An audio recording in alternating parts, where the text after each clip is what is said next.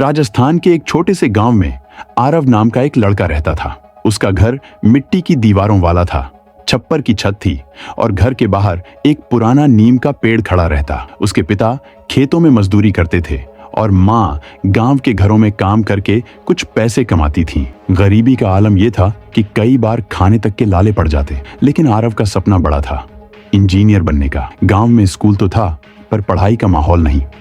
वह रोज सुबह 5 किलोमीटर पैदल चलकर पास के कस्बे के सरकारी स्कूल जाता। रास्ता ऊबड़ खाबड़ था, गर्मी में तपता और बरसात में कीचड़ से भरा। उसके पास न बैग था न नई किताबें।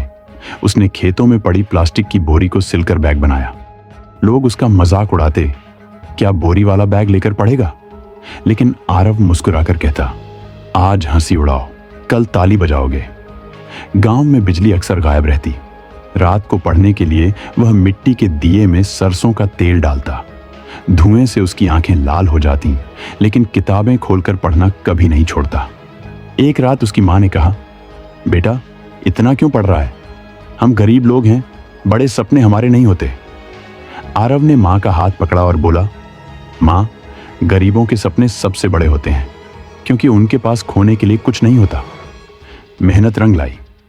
10वीं की परीक्षा में आरव ने गांव का पहला बच्चा बनकर 90% अंक हासिल किए। अखबार में उसका नाम आया।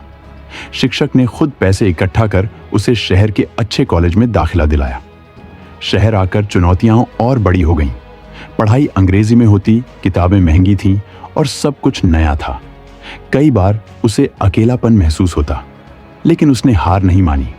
वह दिन में कॉलेज जाता और रात को बच्चों को ट्यूशन पढ़ाकर खर्च चलाता। धीरे धीरे उसने पढ़ाई में भी सबको पीछे छोड़ दिया। इंजीनियरिंग की पढ़ाई खत्म होने के बाद उसे एक बड़ी मल्टीनेशनल कंपनी में नौकरी मिल गई। पहली सैलरी से उसने गांव में बिजली का ट्रांसफार्मर लगवाया और स्कूल को कंप्यूटर दान किया। आज गांव के बच्चे उसे देखकर कहते, भैया हम भी आप जैसे बनेंगे।